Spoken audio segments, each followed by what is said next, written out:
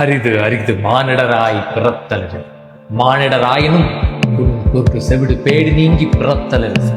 Pad நீங்கி பிறந்த காலையும் ஞானமும் கல்வியும் தான் பெற்றலது.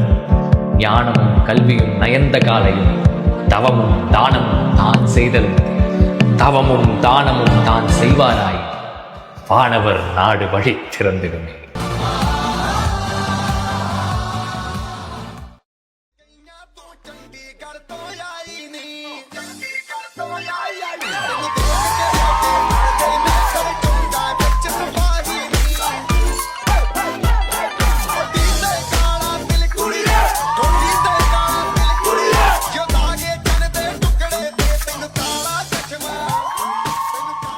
பாட்டி பாட்டி, இந்த டிவில இவங்க எல்லாம் ஆடுற மாதிரியே நானும் ஆடணும் பாட்டி. எனக்கும் இப்படி ஆடணும்னு ஆசையா இருக்கு. அப்படியா கண்ணு? சரி, அது பாத்துக்கலாம். இப்போ நம்ம ஊர்ல நடக்கிற ஊர் திருவிழாக்கு போலாமா? அங்க போய் அங்க இருக்க பெரியவங்க கிட்ட எல்லாம் பேசி உன்னைய சேர்த்து விடுறேன். சரி பாட்டி, இப்ப நம்ம எங்க போறோம்? தஞ்சாவூருக்கு பக்கத்துல இருக்க மெலட்டூருக்கு தான்டா. இன்னும் எவ்வளவு தூரம் போகணும் பாட்டி? கொஞ்சம் தூரம் தான்டா. இந்த ஊர்ல ரொம்ப புகழ்மிக்க ஒரு கலை நிகழ்ச்சி நடத்துவாங்க, தெரியுமா? அப்படியா? அது என்ன நிகழ்ச்சி? கண்ணா, இந்த மெலட்டூரு ஒரு சின்ன கிராமமா இருந்தாலும் இதுக்குள்ள உலகமே வியக்கிற கலை பொக்கிஷம் இருக்கு. அதான் பகவத மேளா. இது நரசிம்ம ஜெயந்தி அன்னைக்கு வரதராஜ பெருமாள் கோயில்ல நடத்துவாங்க. இது வெறும் பொழுதுபோக்கு இல்ல கண்ணா.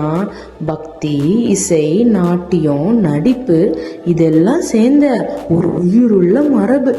அதனாலதான் இத்தனை நூற்றாண்டுகள் கடந்தும் பகவத மேளா இன்னைக்கும் உயிரோட வாழ்ந்துகிட்டு இருக்கு. மெலட்டூர் மக்களே, இன்னைக்கு நரசிம்ம ஜெயந்தியை முன்னிட்டு நம்ம வரதராஜ பெருமாள் கோயில பகவத மேளா நடைபெறுகிறது. முதல்ல பகவத மேளானா என்னன்னு பார்த்துடலாம். பகவதம் என்றால் விஷ்ணுவோட கதைகள், மேளா என்றால் ஒன்று கூடலாகும். அதாவது விஷ்ணுவோட கதைகளை எல்லாரும் சேர்ந்து ஒன்று கூடி கேட்க போகிறோம். இந்த கலை பாத்தீங்கன்னா கிட்டத்தட்ட 500 ஆண்டுகள் பழமை வாய்ந்தது. அந்த காலத்துல ஆந்திர பகுதியில இருந்து வந்த கலைஞர்கள் நம்ம தஞ்சை மண்ணோட இசையையும் கலாச்சாரத்தையும் சேர்ந்து இந்த கலையை வளர்த்தாங்க. அந்த நாடகத்தை நம்ம இப்ப பார்க்க போறோம். எங்கு தர்மம் தளர்கிறதோ அங்கு அதர்மம் தலை தூக்குகிறது. எங்கு அகங்காரம் பெருகுகிறதோ அங்கு இறைவன் அவதரிக்கிறார். ஆனால் இந்த கதை வாளால் வென்ற வீரனின் கதை அல்ல, பக்தியால் இறைவனையே பூமிக்கு அழைத்த பக்தனின் கதை. கேளுங்கள், ஸ்ரீ பிரகலாத சரித்திரம்.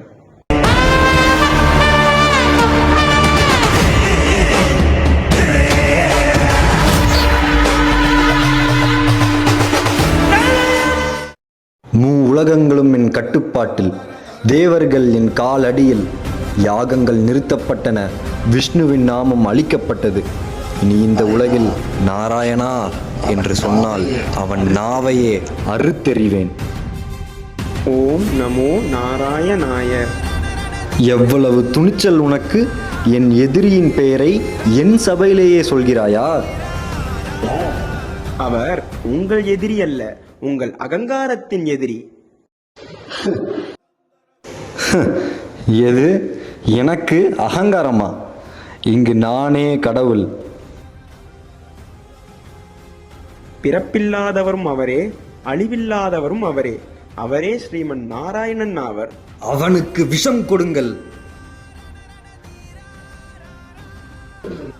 நாராயணன் காக்கும் உயிரை விஷம் கூட தீண்டாது, அது அமுதமாகும்.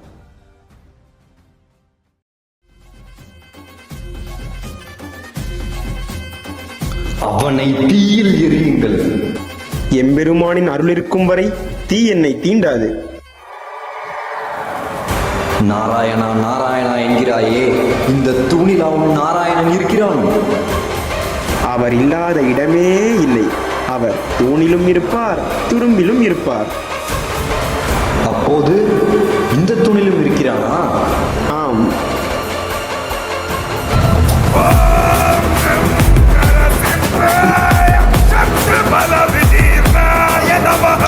அகங்காரமே, இதோ உன் முடிவு வந்துவிட்டது.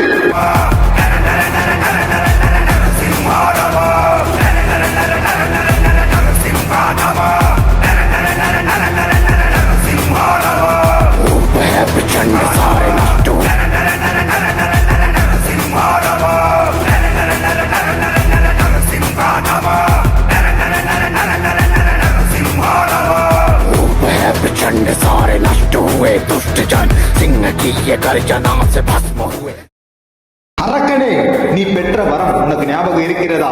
பகலும் இல்லாமல் இரவும் இல்லாமல் இது சாயும் காலம், வானமும் இல்லாமல் பூமியும் இல்லாமல் என் துடை மீது உள்ளேயும் இல்லாமல் வெளியேயும் இல்லாமல் இந்த வாசற்படி மனிதனும் இல்லாமல் மிருகமும் இல்லாமல் நான் இந்த நரசிம்மன் எந்த ஒரு ஆயுதமும் இல்லாமல் என் கைகளாலேயே உன்னை வதம் செய்கிறேன்.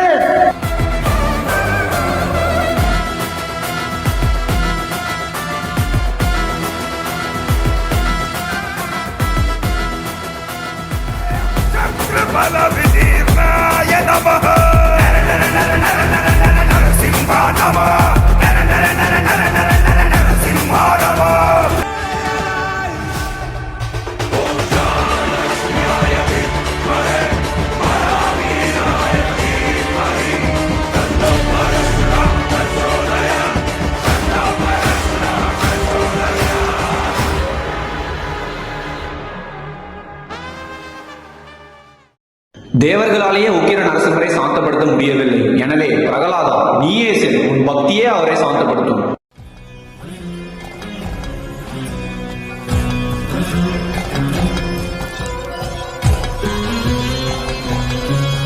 என் எம்பெருமானே, என் தந்தை அறியாமல் தவறு செய்துவிட்டார். அவரை மன்னித்து அருள் புரியுங்கள்.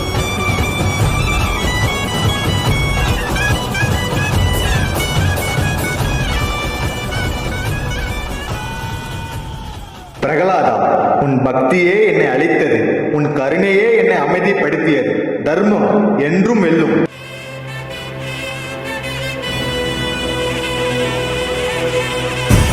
என்ன மக்களே, நாடகம் எப்படி இருந்தது? பிடிச்சிருந்ததா?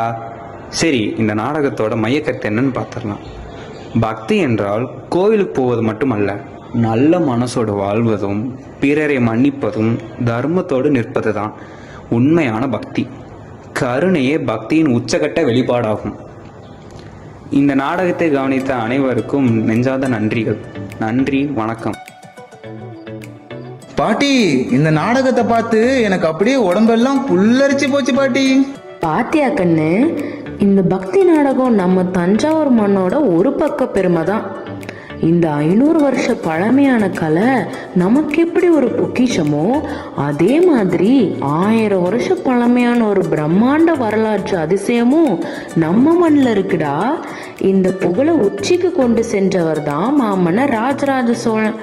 அவர் கட்டிய தஞ்சை பெரிய கோவில் இன்னும் 1000 ஆண்டுகள் கடந்தும் தமிழரின் பெருமையை உலகத்துக்கே எடுத்து சொல்லுது.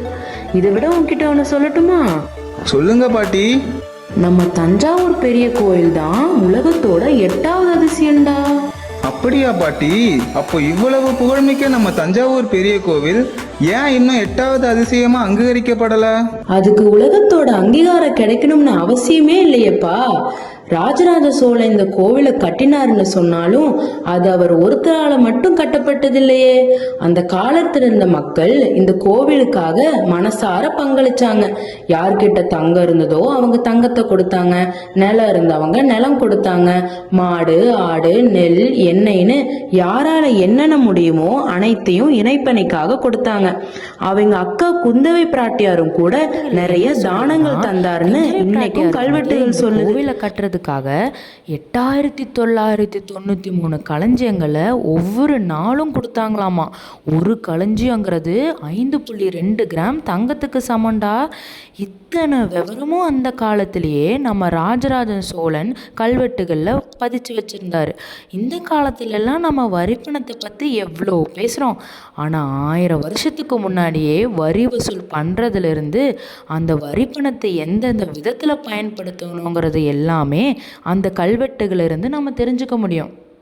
ஆனா மாமன்னன் ராஜராஜ சோழன் மக்கள் கிட்ட இருந்து வாங்கினத ஒரு நாளும் தனக்காக சேர்க்காம கோவில், கலை, கல்வி, வேலை வாய்ப்புன்னு எல்லாமே மக்களுக்கு பயன்படுற மாதிரி தான் திரும்ப செலவு செய்தாரு. அதனாலதான் தஞ்சாவூர்ல இன்னும் பெரிய புதையல் கிடைக்கலன்னு சொல்றாங்க. ஆனா உண்மையான புதையல் தங்கமும் வைரமும் இல்லையே கண்ணா. மக்களுக்காக வாழ்ந்த ராஜராஜ சோழரின் நல்லாட்சியும் தர்மமும் கலைமரபு தானே. சூப்பர் பாட்டி. இப்போதான் நம்ம தஞ்சாவூர் மண்ணோட உண்மையான பெருமை என்னன்னு எனக்கு முழுசா புரிஞ்சது பாட்டி. தமிழ்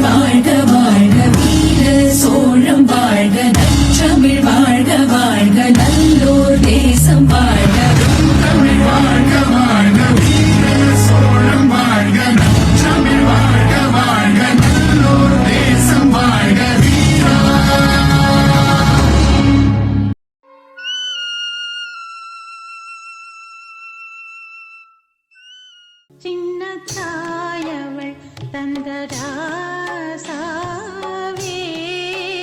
முள்ளில் தோன்றிய சின்ன ரோசாவே சின்ன தாயவள் தந்த ராசாவே முள்ளில் தோன்றிய சின்ன